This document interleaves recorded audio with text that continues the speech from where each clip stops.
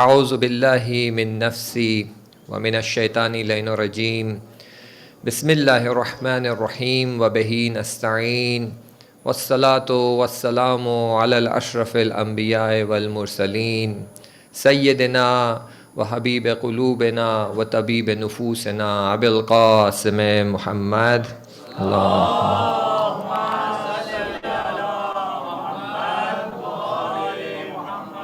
وأہل بیتہ الطیبین الطاہرین المعصومین لا سیما بقیت اللہ العظم فی الارضین واللعن الدائم علی اعدائہم اجمعین. ایک صلوات پڑھ دیجئے. محمد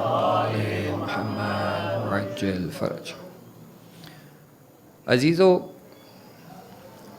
ایام عزا تیزی سے گزر رہے ہیں اور ان ایام کو نظر رکھتے ہوئے ہمیں لگتا ہے اب وقت آ گیا ہے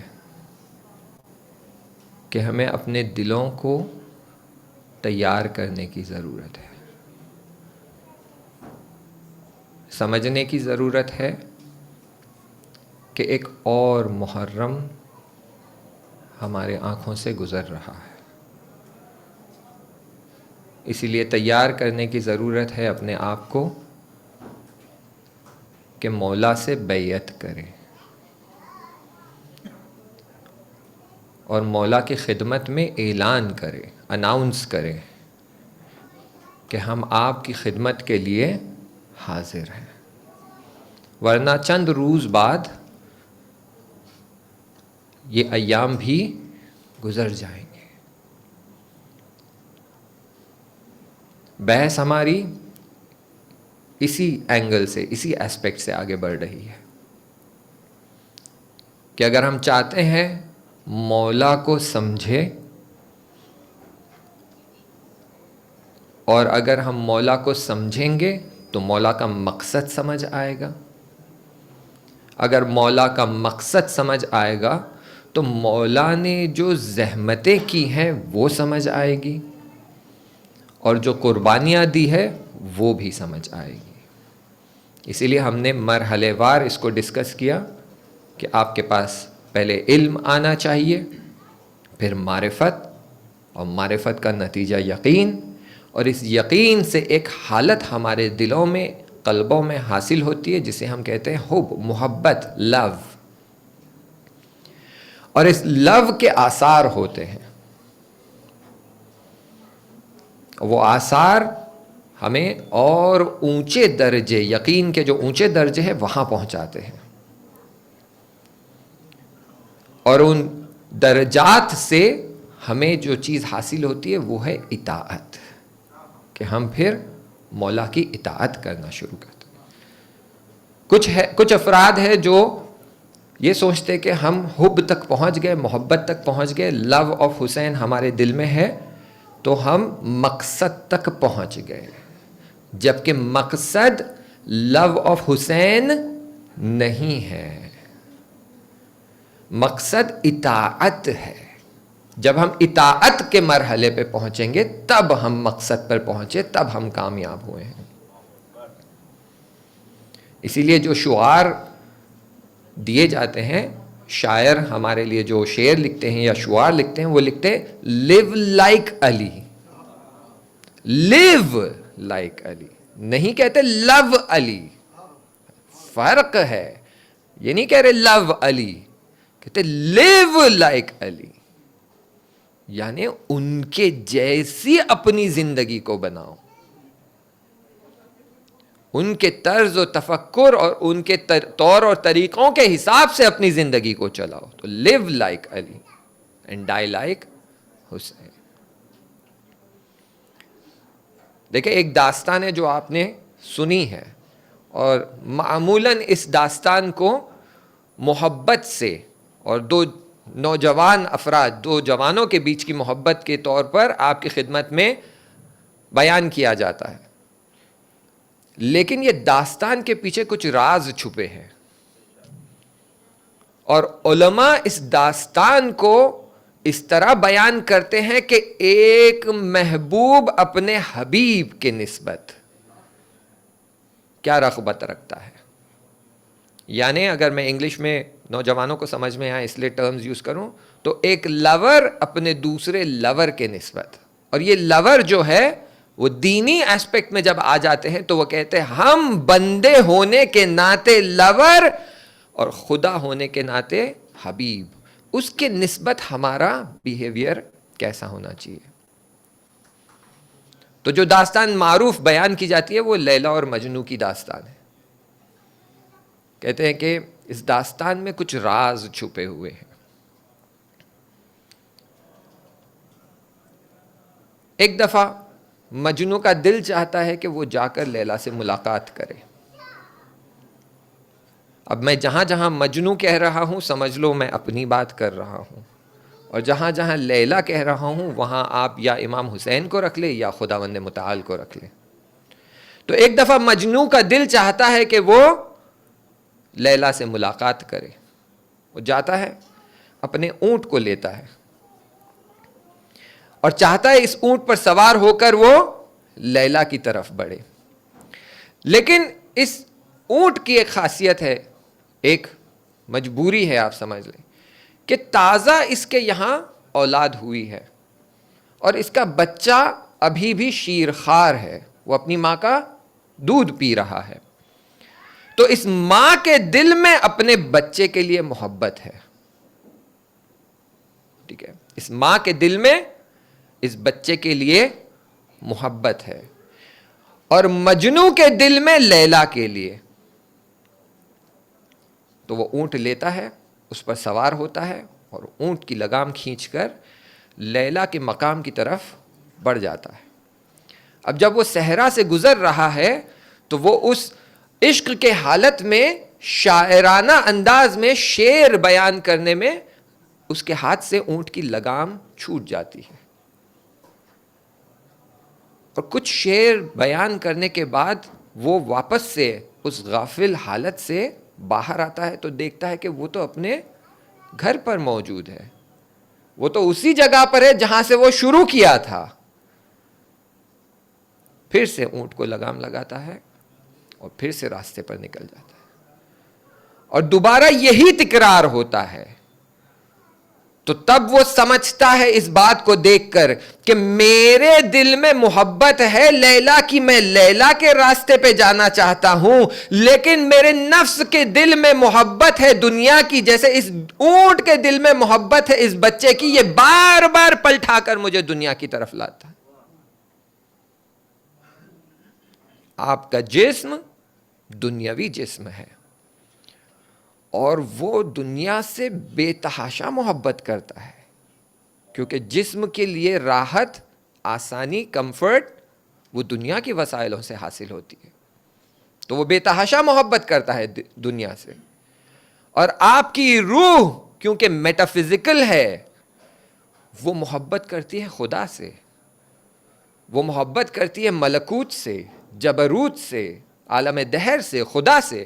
وہ چاہتی ہے خدا کی طرف جائے, لیکن جب بھی ہم غافل ہوتے ہیں فوراً ہمارا بدن, ہمارا جسم اس روح کو کھینچ کر واپس دنیا کی طرف پلٹاتا ہے. تو یہاں پر آپ کو یہی حالات مکہ میں ملیں گے, یہی حالات ان ایام میں ملیں گے کہ جو لوگ دعویٰ کر رہے ہیں کہ ہمارے دلوں میں امام حسین کی محبت ہے, لیکن ان کی خواہشیں انہیں بار بار دنیا کی طرف پلٹاتی ہیں. دیکھیں, آپ نے عاشور کا واقعہ تو سنا ہے, ممبروں سے بیان کیا گیا ہے, اور وہ بھی مصائب کے طور پہ بیان کیا گیا ہے. تو ہم واقعہ سنتے ہیں, گریا کرتے ہیں, لیکن اس کے پس منظر, بیک گراؤنڈ میں, بیہائنڈ دا سینز جو باتیں ہو رہی تھی, جو سب کچھ چل رہا تھا, اس کی انفارمیشن ہمارے پاس نہیں ہے. علماء کے پاس ہے, ریسرچ ہو چکی ہے, کتابیں لکھی گئی ہے. کچھ کتابیں ایسی ہیں جو 20 سال ریسرچ ہونے کے بعد پرنٹ کی گئی ہے, چھاپی گئی ہے. لیکن کیونکہ ہم علمی مباحث میں نہیں جاتے, علمی ڈسکشنز میں نہیں جاتے, تو یہ انفارمیشن ہمارے پاس نہیں پہنچتی.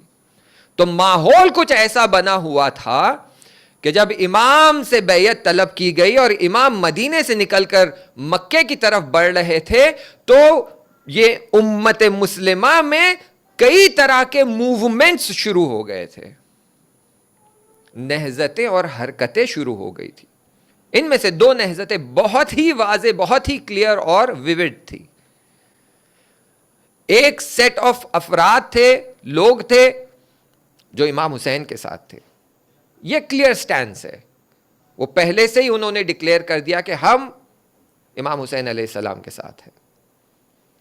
ویسے ہی ایک سیٹ آف لوگ تھے جو یزید کے ساتھ تھے, انہوں نے پہلے ہی ڈکلیئر کر دیا کہ ہم یزید کے ساتھ. زور سے کہیے, نہیں, لعنت بے شمار, زور سے کہیے, آفرین. تو کچھ تھے جنہوں نے کلیئرلی ڈکلیئر کر دیا کہ ہم یزید کے ساتھ ہیں. اب کچھ تھے جو کنفیوزڈ تھے, یا تو وہ یہ جتا رہے تھے کہ ہم نیوٹرل ہیں, ہم یہ پولیٹیکل معاملے میں پڑنا ہی نہیں چاہتے, نہ ہم اس طرف ہیں نہ ہم اس طرف ہیں. لیکن یزید سے پہلے دعویٰ کیا کرتے تھے کہ ہم اہل البیت کے ساتھ ہیں. اور اب یہ ماحول میں وہ آ کر کہہ رہے ہیں کہ نہ ہم اس طرف ہیں نہ اس طرف ہیں. تو یہ بڑی مصیبت ہے امام حسین علیہ السلام کے لیے, کہ جن کی باتیں اور عمل اور رفتار یہ دکھایا کرتی تھی کہ ہم آپ کے ساتھ ہیں, اور جب امام کہہ رہے ہیں چلو ہمارے ساتھ, تو یہ سارے امام کو تنہا چھوڑ کر پیچھے ہٹ رہے ہیں. اور ان میں سے کچھ ایسے افراد ہیں کہ جنہوں نے امام کے حق میں جسارت بھی کی ہے. ایک شخص تھا احنف بن قیس, اور یہ امام علی علیہ السلام کا صحابی تھا. اس نے جنگوں میں شرکت کی ہے امام کے ساتھ. تو امام حسین نے اسے خط لکھا کہ اے احنف, ہم نے طے کر لیا ہے کہ ہم یزید کے خلاف کوچ کریں گے, یعنی ہم یزید کے خلاف قیام کریں گے, کیونکہ ہمیں ہماری نانا کی امت میں اصلاح کرنا ہے اور وہ فساد برپا کر رہا ہے, تو آؤ ہم سے جڑ جاؤ. تو احنف کا جواب آتا ہے, وہ خط لکھتا ہے اور لکھتا ہے, اے پسرے یا اے فرزند پیمبر, ہم نے رسول کے گھرانے کو آزما لیا ہے.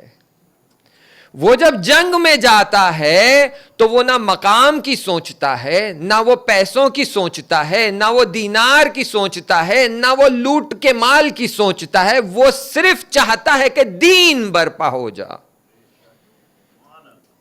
تو اب ہم آپ کے ساتھ ہو جائیں گے تو میرے لیے اس میں کوئی فائدہ نہیں ہے, تو ہم آپ کے ساتھ نہیں آئیں گے. دیکھیں, آپ زندگی میں دیکھیں گے یہ کچھ افراد ہوتے ہیں, جب آپ ان سے کہتے ہیں کہ کچھ کرنا ہے تو سب سے پہلے ان کا سوال ہوتا ہے what's in it for me, اس میں میرا کیا فائدہ ہے.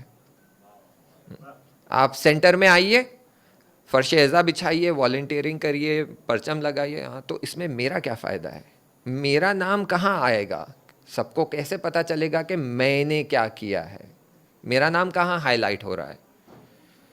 آپ کہیں گے ڈونیشن دیجئے, کہیں گے ہاں لیکن میرا نام کہاں, آئی ول گیو دا لارجسٹ, لیکن کہیں نہ کہیں آنا چاہیے. ایک مرتبہ ایک شخص نے اپنی زندگی میں دین کی بہت خدمت کی, حسینیہ بنوایا, مسجدیں بنوائی, اور پھر اس شخص کا انتقال ہو جاتا ہے, اور برزخ میں اس کے لیے اس کے اعمال حساب کتاب کھولی جاتی ہے, اسے دکھایا جاتا ہے. تو یہ تو بڑی امید لے کر گیا تھا کہ ہاں میرے تو جو ہے نورانی اعمال لکھے ہوں گے, لیکن جب کتاب کھولی گئی تو وہ دیکھتا ہے کہ صفحے تو خالی ہے. تو وہ تعجب میں کہتا ہے کہ کیوں میری کتاب اس طرح خالی ہے؟ میں نے تو مسجدیں بنائی ہیں، میں نے تو سینٹرز بنائے ہیں، میں نے تو حسینیے بنوائے ہیں، تو کیوں میری کتاب خالی ہے؟ تو کہتے جس مسجد کو تم نے بنوایا اس پر لکھ دیا کہ یہ مسجد فلانی کی ہے، تو کیونکہ وہاں تمہارا نام لکھا گیا تو یہاں تمہارا پیج خالی ہے۔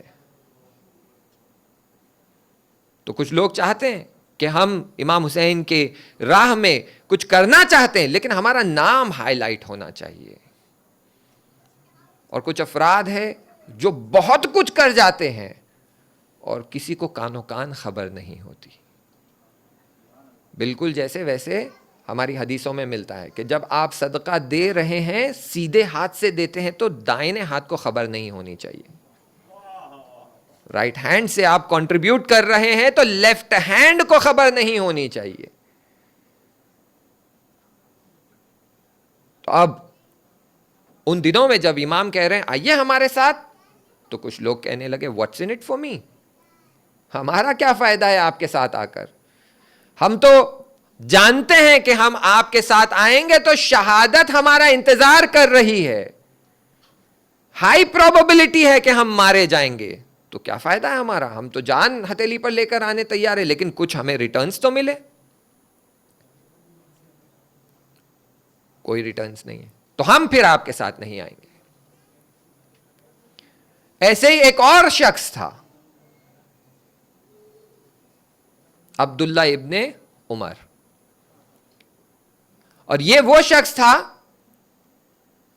جو امام علی کے زمانے میں جب امام علی نے اسے دعوت دی کہ آؤ میرے ساتھ جنگ صفین میں، تو وہ امام علی کے ساتھ اس نے شرکت نہیں کی، بلکہ وہ گیا حجاج بن یوسف کی طرف یہ کہتے ہوئے کہ میں تمہارے ہاتھ پر بیعت کرنا چاہتا ہوں، اور حجاج بن یوسف نے اس کی توہین کرنے کے لیے اپنے ہاتھ کی جگہ اپنا پاؤں آگے بڑھاتا ہوا کہتا ہے تمہاری یہی حیثیت ہے کہ تم میرے پاؤں پر بیعت کرو، تو وہ اس کے پاؤں پر بیعت کرتا ہے۔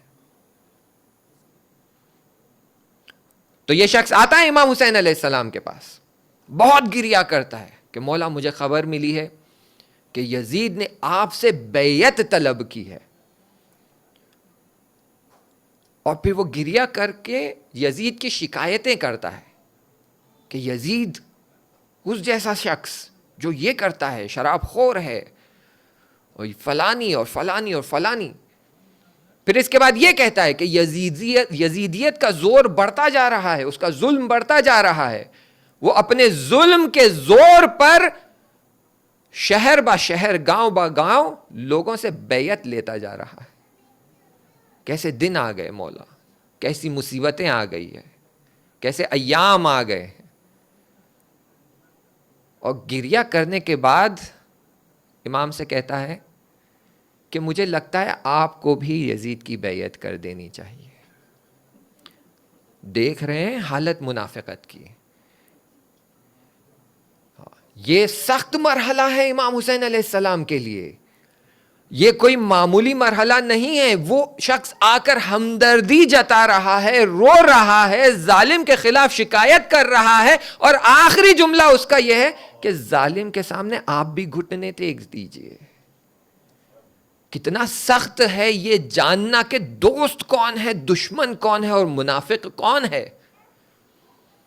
تو آپ یہ نہ سمجھے کہ مشکلات امام حسین کی مصیبتیں کربلا میں شروع ہوئی، یہ مت سوچئے کہ وہ جب حر نے آ کر راستہ روک لیا وہاں سے مشکلیں شروع ہوئی، یہ مت سوچئے کہ 7 محرم سے جب پانی بند کیا گیا تب سے مشکلیں شروع ہوئی، مشکلیں تو مدینہ سے ہی شروع ہو گئی تھی۔ امام حسین کو خون کے آنسو رلائے گئے، امام کا دل خون سے بھر دیا تھا۔ ایسے کچھ افراد ہیں جنہوں نے امام کو یہ بھروسہ دلایا کہ ہم آپ کے ساتھ ہیں، اور آخری لمحوں میں امام کا ساتھ چھوڑ دیا۔ تو بات کلیئر ہو جائے، ایک کیٹیگری جو امام کے ساتھ ہے، ایک کیٹیگری جو یزید کے ساتھ ہے، ایک کیٹیگری جو کہتی ہے ہم نیوٹرل ہے، ایک کیٹیگری جو کہتی ہے کہ اگر ہمیں آپ سے کوئی فائدہ ہوگا تو ہم آپ کے ساتھ ہیں، ورنہ ہم آپ کے ساتھ نہیں ہیں. اور ایک کیٹیگری جو اتنا منافقانہ رفتار ہے کہ وہ یہ جتا رہے ہیں ہم آپ کے ساتھ ہیں، لیکن کہہ رہے ہیں یزید سے بیعت کر لے. اور ایک اور کیٹیگری باقی ہے، اور یہ وہ لوگ ہیں جنہوں نے خط لکھ کر بلایا ہے، اور یہ اصحاب امام علی علیہ السلام میں سے ہے، اور کچھ جنگوں میں ساتھ بھی رہے لیکن کچھ جنگوں میں ساتھ نہیں دیا. جب امام علی علیہ السلام جنگ جمل سے لوٹتے ہیں تو سلیمان ابن سرد کو خط لکھتے ہیں اور اسے ریپریمانڈ کرتے ہیں، ڈانٹتے ہیں کہ سلیمان تم کیوں نہیں آئے جنگ جمل میں؟ مجھے امید تھی کہ تم آؤ گے. اور پھر آخر میں یہ جملہ لکھتے ہیں کہ تم میرے سب سے زیادہ بھروسے مند اصحاب میں سے تھے اور تم نے قدم پیچھے ہٹا لیا. تو امام علی علیہ السلام اس کی تنبیہ کر رہے ہیں. اور یہی سلیمان کوفے سے خط لکھتے ہیں امام حسین علیہ السلام کو، یہ کہتے ہوئے کہ آپ آئیے، ہمارے پاس رہنما اور رہبر نہیں ہے، آپ آ جائیے، ہم یہاں سے ابن بشیر کو بھگا دیں گے، حکومت پلٹ دیں گے، اور آپ کو یہاں کا ہم میئر بنا دیں گے. لیکن جب موقع آیا کہ میدان میں آنا ہے تو سلیمان ابن سرد کی کوئی خبر نہیں تھی. یہ تھے اہل شک، انہیں سمجھ نہیں آ رہا تھا حق کس طرف ہے، باطل کس طرف ہے، جاؤں یا مت جاؤں. اور یہ لوگ یہ سوچنے میں رہ گئے کہ تھوڑا رک کر دیکھتے ہیں آگے کیا ہوتا ہے. اور یہ سوچ میں امام کو شہید کر دیا جاتا ہے. اور نتیجہ یہ ہوتا ہے کہ پھر یہ ایک پوری نہضت توابین کی شروع کرتے ہیں سلیمان ابن سرد، اور یہ ان کے لیڈر بن جاتے ہیں. تو عزیزو، امام حسین علیہ السلام کی مصیبتیں صرف جنگ والی مصیبتیں نہیں تھی. جو مینٹل فشار، مینٹل پریشر بلڈ کیا جا رہا تھا، جو سوشل پریشر بلڈ کیا جا رہا تھا، جو سوشل پولیٹیکل ٹینشن سارے ماحول میں بلڈ کیا جا رہا تھا، وہ بہت سخت تھا. اسی لیے بیبیاں پریشان تھی، اصحاب پریشان تھے، بنی ہاشم پریشان تھے. تو یہ حالت چل رہی تھی. پھر انہوں نے، جنہوں نے امام حسین علیہ السلام کا ساتھ چن لیا، وہ پھر فلاح پا گئے، کامیاب ہو گئے. تو میں اپنا پہلا جملہ پھر سے یہاں آپ کی خدمت میں دہراتا ہوں. دیکھیے، یہ ایام جو ہمارے لیے ہر سال آتے ہیں، یہ بیعت کو تجدید کرنے کے لیے آتے ہیں، بیعت کو رینیو کرنے کے لیے آتے ہیں، کہ یہاں ہم اعلان کریں کہ مولا ہم آپ کے ساتھ ہے. ہم وہ عبداللہ ابن عمر کی طرح نہیں ہے، احنف بن قیس کی طرح نہیں ہے، سلیمان ابن سرد کی طرح نہیں ہے. آپ کا ساتھ چھوڑ دیں ایسے نہیں ہے. اب جو کل میں نے آپ کی خدمت میں بات عرض کی تھی وہ پھر آج دوہراؤں گا. بیعت کرنا یعنی خدمت کر کے ثابت کرنا کہ ہم آپ ہی کے حسینی ہیں. اب خدمت چند انداز سے ہوتی ہے، کبھی مال سے ہوتی ہے، کبھی وقت سے ہوتی ہے، کبھی زحمتوں سے ہوتی ہے. اور جو کچھ نہیں کر سکتے، میں مثال دیتے چلوں تاکہ آپ کو پتا چلے کہ جو حسین کے چاہنے والے ہیں، اگر ان کی جیب خالی ہے لیکن دل خالی نہیں ہے، تو جو کچھ نہیں کر سکتے، جانتے ہیں کیا کرتے ہیں؟ وہ جو عزادار ہیں، جو حسینی ہیں، وہ در کے کونے پہ بیٹھ جاتے ہیں، دمے در ہوتے ہیں، دروازے کے کونے پہ بیٹھے ہوئے. اور جب عزادار اندر جمع ہو جاتے ہیں تو وہ بہت ادنا سی خدمت انجام دیتے ہیں، ان کے جوتوں کو جمع کر رکھتے. کیوں؟ مال نہیں ہے، بوڑھے ہو چکے ہیں، آ کر یہاں پر فرش بچھانے کا وہ انرجی یا حوصلہ یا ہمت نہیں ہے، وہ قدرت نہیں ہے، بوڑھے ہو چکے ہیں. آنکھوں سے دکھائی نہیں دیتا، لیکن اتنا تو کر سکتے ہیں کہ عزاداروں کے جوتوں کو سیدھا تو کر دیں. امام یہ خدمت کو بھی قبول کرتے ہیں. تو وہ لوگ جو اسی لیے ان ایام میں بیعت آپ کو کرنا ہے. دیکھیں ایک وقت آپ نے یہ سنا ہوگا کہ مسلمانوں نماز پڑھو اس سے پہلے کہ تمہاری نماز پڑھوائی جائے. اسی طرح دوسرا جملہ بھی ہے، وہ کہتا ہے مومنوں اپنی نفس کو پاک کرو اس سے پہلے کہ تمہاری نفسوں کو پاک کیا جائے. یعنی اسی دنیا میں اپنی نفس کی تہذیب اور تزکیہ کرو اس سے پہلے کہ وہاں آپ کو مار مار کر آپ کی نفس کو پاک کیا جائے. تو یہاں پر تھوڑی سی آپ میری ہمراہی کریں، میرا ساتھ دیں. میں تھوڑی سی جو ہے علمی ڈسکشن کرنا چاہتا ہوں، تھوڑی سی آپ کے لیے وضاحت ہو کہ ہم حسینی ہیں تو ہمارے وجود میں اس ایام میں کیا ہو رہا ہے، یہ سمجھنے کے لیے ایک صلوات پڑھ دیجئے. اللہ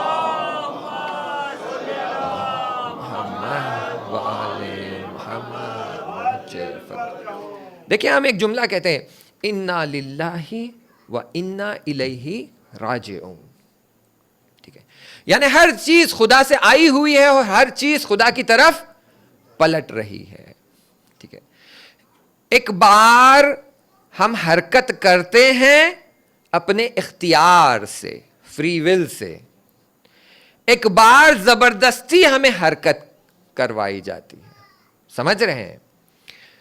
تو جب یہ کہا جا رہا ہے انا للہ و انا الیہ راجعون، یعنی ہر چیز خدا کی طرف پلٹتی ہے، تو یہاں دو طریقوں سے چیز پلٹ رہی ہے خدا کی طرف. ایک وہ طریقہ کہ خدا نے خود ان کی ذات میں، ان کے وجود میں رکھا ہے کہ تم ہمیشہ میری تسبیح کرتے رہو گے اور آخرت میں میری ہی طرف پلٹ کر آنا ہے. اسے کہتے ہیں تکویناً، یعنی آپ کے وجود میں ہی خدا نے ایسا رکھا ہے کہ آپ خدا کی طرف ہی پلٹ کر جا رہے ہیں. کوئی اور آپ کا ڈیسٹینیشن ہے ہی نہیں. بالکل ویسے ہی جیسے آپ کو قرآن میں آیتیں ملتی ہے کہ ہر شے خدا کی تسبیح کر رہی ہے، چاہے پھر سنگریز ہو، پتھر ہو، پانی ہو، درخت ہو، پتے ہو، جھاڑ ہو، پرچم ہو، پردہ ہو، ممبر ہو، یا حتیٰ ہماری باڈی کا ہر سنگل سیل وہ خدا کی تسبیح کر رہا ہے اور وہ حرکت کر رہا ہے خدا کی طرف. یہ ان کے سسٹم میں، یہ ان کے ڈی این اے میں، یہ ان کے وجود میں انکوڈڈ ہے، انگریوڈ ہے کہ ہر چیز خدا کی طرف پلٹ کر جانی ہے. کوئی اس میں دو رائے ہے ہی نہیں. لیکن ایک مرحلہ ہے جہاں پر خداوند متعال کہتا ہے تبارک اللہ احسن الخالقین، مبارک ہو خدا کو کہ وہ بہترین خالقین میں سے ہے. کیوں بہترین خالقین میں سے ہے؟ کیونکہ میں نے ایک ایسی مخلوق بنائی ہے جسے میں نے اختیار دیا ہے کہ اگر یہ اختیار سے میری طرف حرکت کرے گا تو بہت تیزی سے میرے پاس آئے گا اور وہ فرشتوں سے آگے نکل سکتا ہے. اسی لیے فری ول جو ہم کہتے ہیں، اختیار جو کہتے ہیں، اس کے لیے اتنی اہمیت ہے دین میں. اور جو اہل البیت علیہ السلام کی تعلیمات ہے اس میں فری ول کو بہت زیادہ امپورٹنس دی گئی ہے. ورنہ حرکت تو آپ کی خدا کی طرف ہی ہے، حرکت تو آپ کی اہل البیت کی طرف ہی ہے. تمام فیض جو آپ کو مل رہے ہیں وہ اہل البیت کے واسطے سے ہی مل رہے ہیں. یہ نیچرل پروسیس ہے، یہ نیچرل پروسیس ہے. لیکن ایک یہاں پر خداوند متعال نے ایڈوانٹیج دیا ہے انسان کو. اسی لیے خداوند متعال فرشتوں سے کہہ رہا تھا کہ میں کچھ جانتا ہوں جو تم نہیں جانتے، کہ ان کے اندر میں نے ایک ایسی بات رکھی ہے کہ یہ خود اپنی مرضی سے حرکت کر سکتے ہیں، قربت پا سکتے ہیں میری اور اہل البیت کی.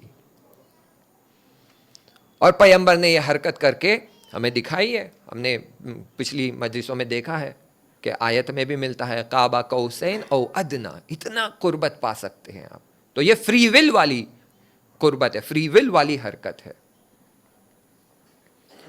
اگر یہاں تک آپ کو بات سمجھ آ گئی, ہم کیا کہہ رہے ہیں؟ ہم کہہ رہے ہیں ہر شے, ہر single thing that you can imagine, microbe سے مائکرو نینو بیکٹیریا سے لے کر ہر وہ چیز, سن, گیلیکسیز, یونیورس, سب کچھ آپ لے لیجئے, فرشتے, ملکوت, جبروت, یہ سب خدا کی طرف حرکت کر رہی, نیچرل پروسیس.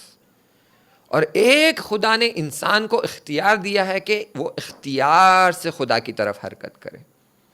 اگر یہاں تک آپ کو بات سمجھ آ گئی ہے تو ایک صلوات پڑھ دیجئے.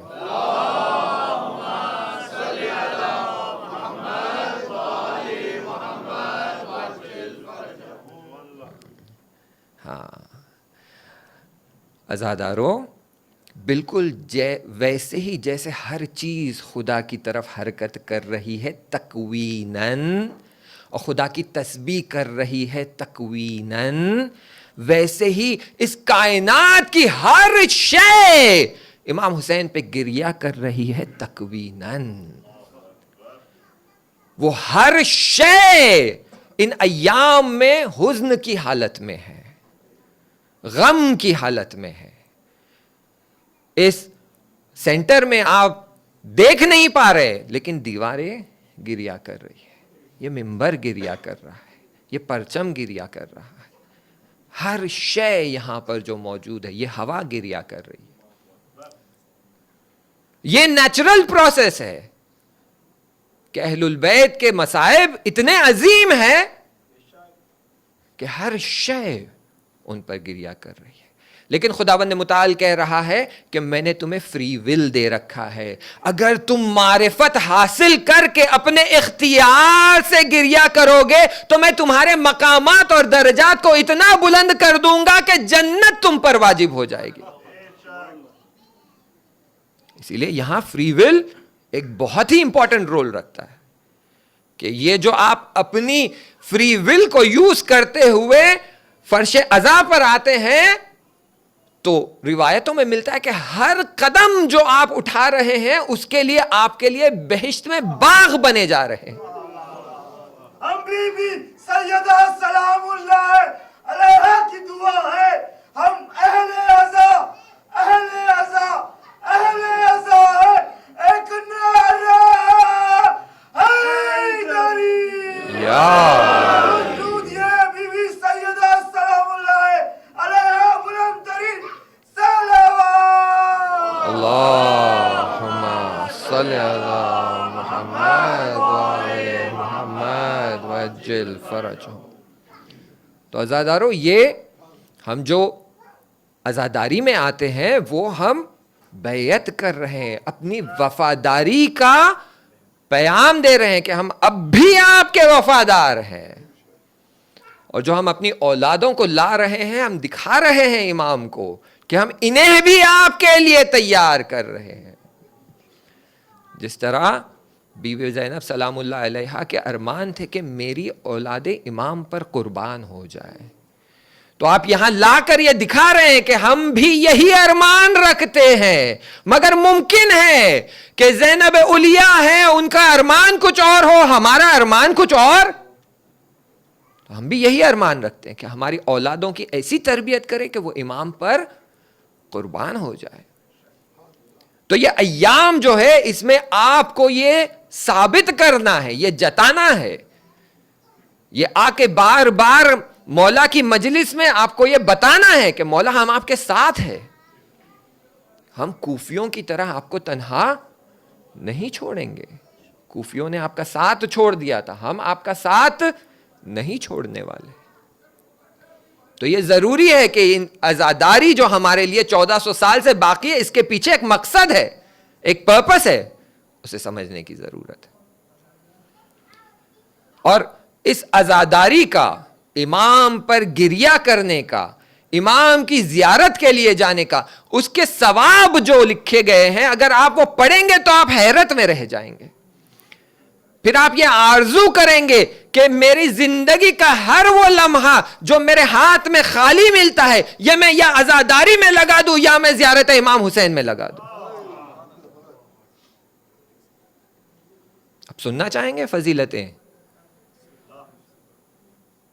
پہلی فضیلت تو یہی ہے جو میں نے آپ کو بتا دیا کہ جب آپ نیت کرتے ہیں کہ میں امام کی زیارت کروں تو آپ کے لیے فرشتے تعینات کیے جاتے ہیں کہ وہ آپ کے لیے دعا کرنا شروع کرتے ہیں خدا کی بارگاہ میں کہ اسباب فراہم ہو جائے, راستے کھل جائے, اس کی مشکلات دور ہو جائے تاکہ یہ امام کی زیارت کے لیے جا سکے.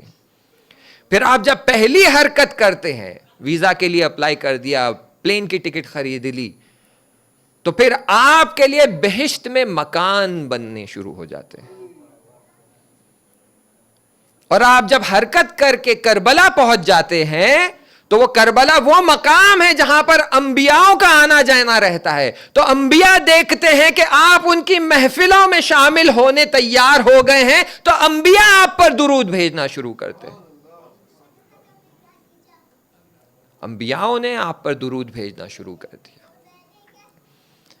پر جب آپ زیارت کے لیے حرم تک پہنچ جاتے ہیں تو آپ کی ہر زیارت پر, ہر صلوات پر, ہر دعا پر, ہر آنسو پر ایک فرشتہ خلق کیا جاتا ہے جو تا قیامت آپ کی نیابت میں زیارت کرتا رہتا ہے. یعنی آپ کربلا چھوڑ کر آ بھی جائیں گے تو جو کہتے ہیں نا افراد, میں آ تو گیا لیکن دل میرا کربلا میں ہے. اور وہ دل کیوں رہ گیا؟ کیونکہ فرشتے وہاں آپ کی نیابت میں زیارتیں کر رہے ہیں. اسی لیے اتنی عظمت ہے کربلا کی زیارت کی.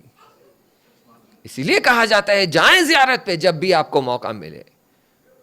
آپ میں سے جتنوں میں وہ کیپیسٹی ہے, قابلیت ہے, جسمی توانائی ہے, مالی توانائی ہے, فائنینشیل سپورٹ ہے, اربعین پہ جائیں آپ زیارت میں.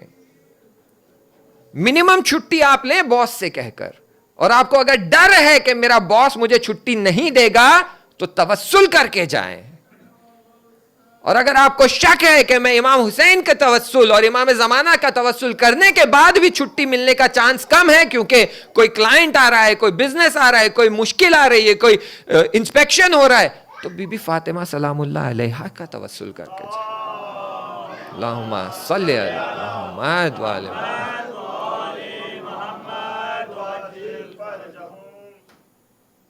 وہ تو جس طرح شعار لگایا گیا کہ ہم بی بی فاطمہ کی دعا ہے, وہ تو 2 ہاتھوں سے آپ کے لیے استقبال کریں گے. وہ کہیں گے میرے بیٹے کی زیارت کے لیے جانا چاہتے ہو, تمہارے کام میں رکاوٹ آ رہی ہے, وہ رکاوٹ میں تمہارے لیے حل کر دوں گی, آؤ میرے بیٹے کی زیارت کے لیے.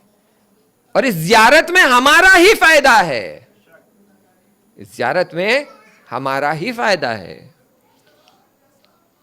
تو امام کی زیارت پر جانے کے لیے اتنے ثواب لکھے گئے ہیں. میں نے اشارہ کیا تھا پچھلی مجلس میں, آج تھوڑا آپ کے لیے وضاحت سے بتا دوں کہ امام کی زیارت کے لیے انبیاء آتے ہیں, ان کی حیات میں بھی آئے تھے اور اب ان کے رحلت کے بعد بھی وہ آتے ہیں زیارت کرنے کے لیے, اور عرفہ بھی جاتے ہیں. جب یہ انبیاء اور عرفہ جاتے ہیں تو ان کے لیے رحمت کا دسترخوان بچھایا جاتا ہے, اور جب ہم زیارت کے لیے حرم امام حسین تک پہنچتے تو ہمیں بھی یہ فضیلت حاصل ہوتی ہے کہ اسی رحمت کے دسترخوان سے مستفیض ہو جائیں. اس دسترخوان پہ ہمیں بلایا جاتا ہے, ویلکم. آپ انبیاء کے ساتھ ایک دسترخوان پہ بیٹھے ہیں. جو نعمتیں انہیں دی جا رہی ہے وہی نعمتیں آپ کو دی جا رہی ہے. جو راز ان کے لیے کھولے جا رہے ہیں وہی راز تمہارے لیے کھولے جا رہے ہیں. تو اسے کم نہ سمجھے آپ. دیکھیں ہم کبھی کبھی مجلس میں آتے ہیں, میں نے پہلی مجلس میں اشارہ کیا کہ ہمارے بچوں کو ہم لاتے ہیں, ہم یہ دیکھ چکے ہیں, ہم نے یہ حرم میں بھی دیکھا ہے, انڈیا کی مجلسوں میں بھی دیکھا ہے کہ والدین خود یہ غلطی کرتے ہیں. انہیں مجلس سننا ہے, ان کا بچہ پریشان کر رہا ہے, اسے موبائل میں گیم لگا کر دے دیتے, کہتے بچے تم گیم کھیلتے رہو, میں مجلس سنتا رہوں گا. کیوں؟ کیونکہ مجھے یہ مجلس سننا ہے, اس سے جو ثواب مل رہا ہے یہ حاصل کرنا ہے. اور جب مصائب پڑے جا رہے ہیں تو بچہ اگر پریشان کر رہا ہے تو دل میں یہ خیال آتا ہے کہ میں امام پر نہ روؤں تو جنت مجھ پر واجب نہیں ہوگی, لو تمہیں میں فساد کے حوالے کر رہی ہوں, دشمن کے آغوش میں دے رہی ہوں, لو گیم کھیلو. اور میں حسین پہ گریا کر رہا ہوں. اپنی آخرت کی تو سوچ لیا آپ نے, اپنی اولادوں کی آخرت کی فکر نہیں ہے. جو موبائل پہ گیم لگا کر ہم ہینڈ اوور کر دیتے ہیں, تو اس سے کم نہ سمجھے. فرش عزا ہمیں کمال تک, عرش تک پہنچانے کے لیے برپا کی گئی ہے.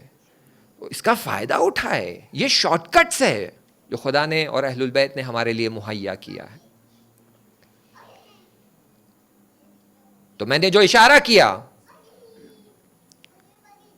کہ ایک مرحلہ یہ ہے کہ ساری کائنات تکویناً امام پر گریا کر رہی ہے,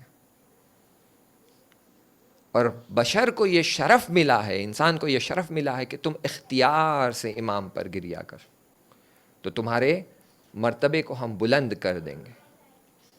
لیکن ہائے امام حسین علیہ السلام, وہ کیا فرماتے ہیں؟ انا قتیل العبرات, کہ تم مجھ پر رو رہے ہو, لیکن ہائے تم جانتے نہیں ہو کہ مجھے کیسے رلا رلا کر مارا گیا ہے.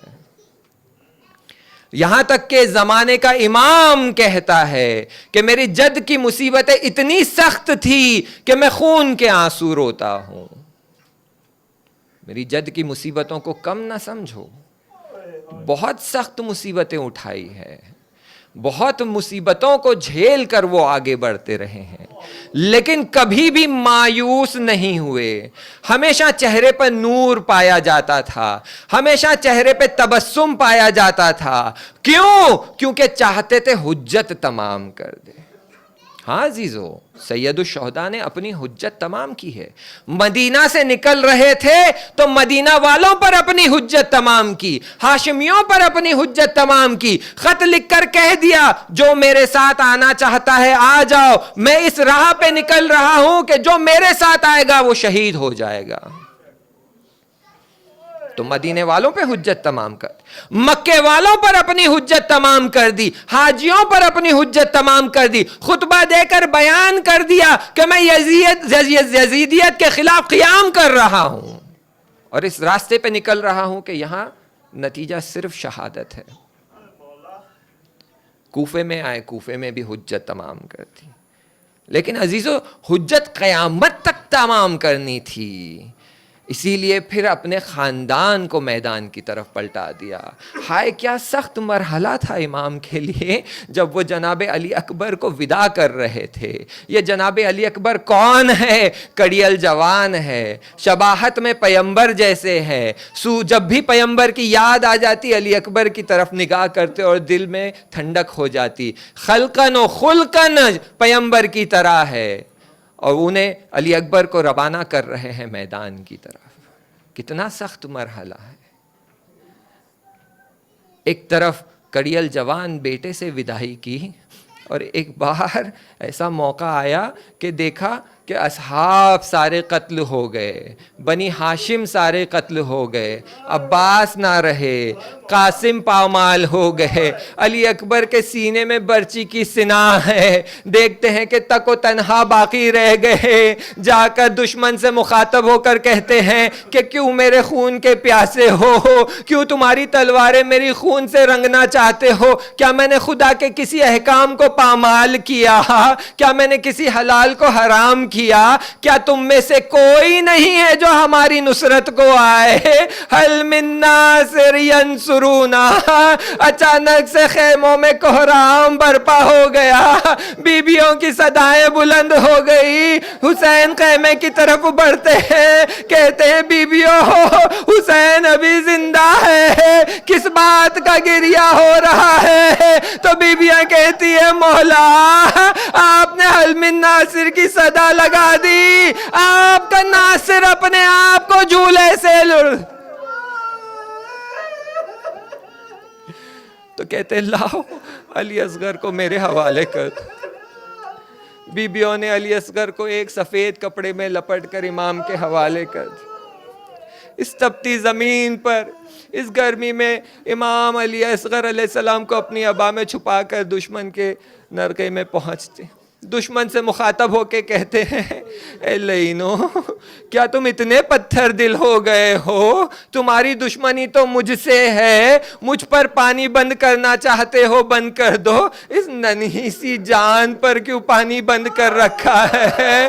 3 دن سے پیاسا ہے، لب خشک ہو چکے ہیں، زبان خشک ہو چکی ہے، گلو خشک ہو چکا ہے، بڑی مشکل سے وہ آواز نکال پاتا ہے۔ پہلے پیاس لگتی تو روتا، ہم سمجھ جاتے پیاس لگی ہے، پانی دے دیتے۔ ہائے 3 دن سے پانی نہیں ہے، اب پیاس لگتی ہے تو رو بھی نہیں سکتا۔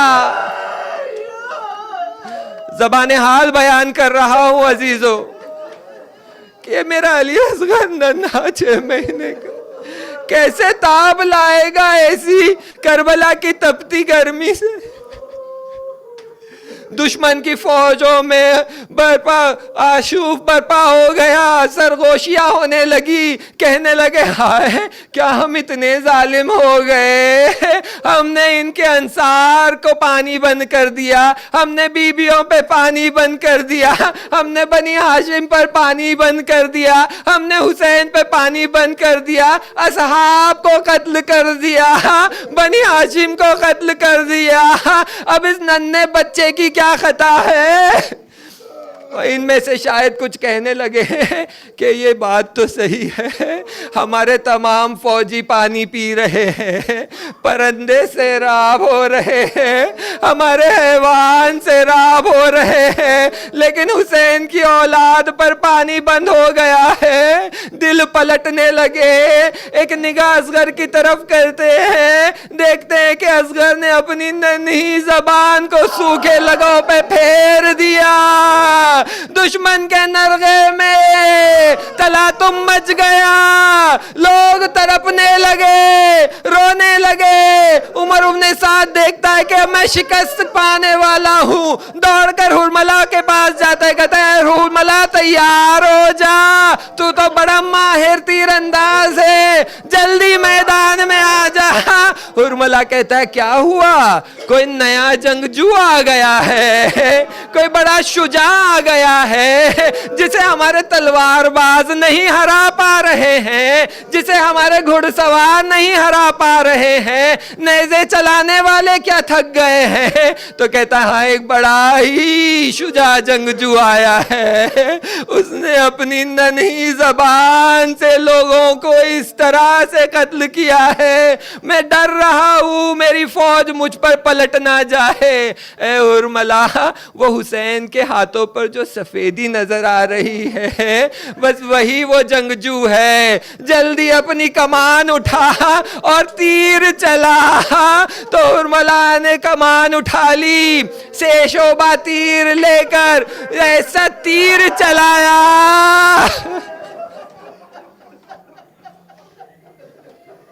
کہ روایتوں میں ملتا ہے کہ ننھے علی اصغر کا گلا ذبح ہو گیا، تیر نے گلے کو اس کان سے اس کان تک پارا کر دیا۔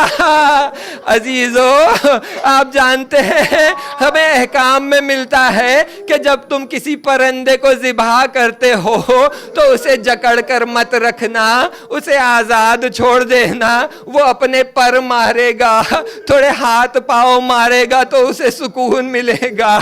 جیسے ہی تیر پیوست ہوئی اب عبداللہ کے ہاتھوں پر علی اصغر مچل گئے۔ حسین دیکھتے ہیں علی اصغر چاہتے تڑپنا چاہتے ہیں لیکن لباس میں لپٹے ہوئے ہیں، فوراً سفید لباس کا بند کھول دیا، علی اصغر ایڑیاں رگڑنے لگے۔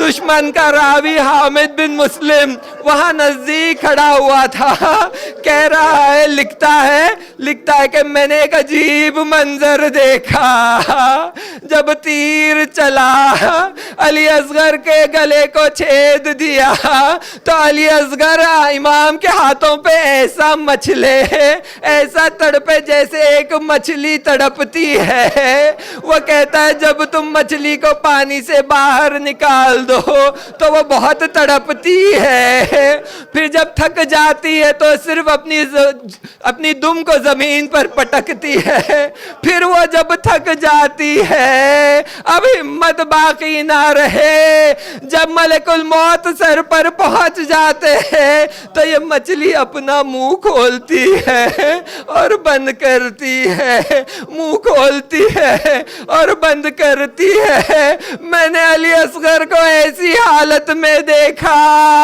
میں نے دیکھا تیر چلی، علی اصغر مچل گئے، پھر امام کے ہاتھوں پر گر گئے، ایڑیاں رگڑنے لگے، اپنا سر اٹھاتے تھے، سر گراتے تھے، پاؤں اٹھاتے تھے، پاؤں گراتے تھے، 3 دن سے پیاسے تھے، تاب نہ لا سکے، پھر صرف اپنا ننہا سا منہ کھولتے تھے، بند کیے جاتے تھے۔ الا لعنت اللہ علی القوم الظالمین۔